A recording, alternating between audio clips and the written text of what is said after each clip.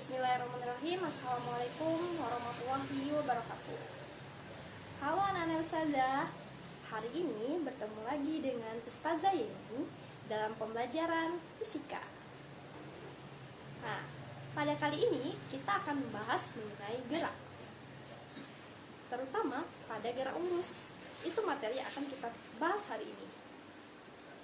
Adapun indikator atau tujuan yang akan kita pelajari pada kali ini yaitu tentang konsep gerak. Kedua, perbedaan jarak, perpindahan, kecepatan, dan kelajuan. Yang pertama, kita akan bahas tentang gerak. Gerak itu pada dasarnya adalah perubahan posisi. Nah, contohnya, ketika si Ali pergi ke masjid dari rumah menuju masjid, itu sudah mengalami perubahan posisi. Berarti si Ali melakukan gerak. Baik, itu adalah konsep gerak. Kemudian, yang kedua, perbedaan jarak dengan perpindahan. Jarak itu dalam konsep fisikanya merupakan panjang lintasan yang ditempuh oleh benda. Contohnya seperti tadi, Ali pergi ke masjid dari rumah, kemudian dia pulang ke rumahnya. Berarti jarak yang ditempuh si Ali adalah jarak dari rumah ke masjid ditambah dengan jarak dari masjid ke rumah. Nah, kemudian perpindahan. Perpindahan itu adalah perubahan posisi dari posisi awal menuju posisi akhir. Masih contoh si Ali, ketika si Ali pergi ke masjid, dari rumah ke masjid dan kembali lagi ke rumah, berarti perpindahan si Ali adalah 0. Mengapa demikian? Ada yang tahu? Nah, anak-anak ustazah, tadi pengertian dari perpindahan adalah perubahan posisi dari awal ke akhir.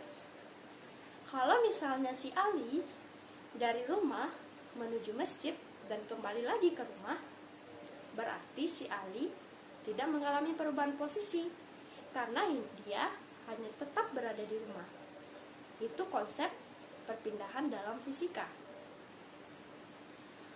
Nah, apa bedanya jarak dengan perpindahan?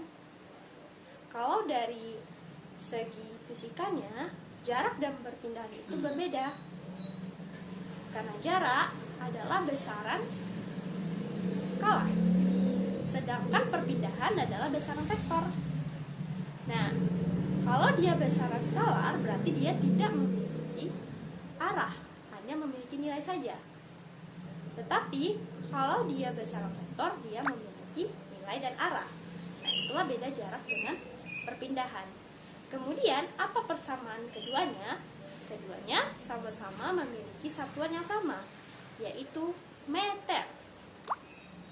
Dan berikutnya adalah perbedaan kelajuan dengan kecepatan.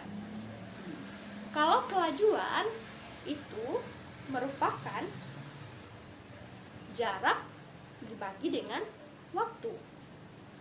Nah, kalau jarak tadi besarannya skalar, berarti kelajuan juga besaran skalar, karena dia tadi jarak dibagi waktu. Nah, kalau dia kecepatan itu adalah perpindahan dibagi waktu.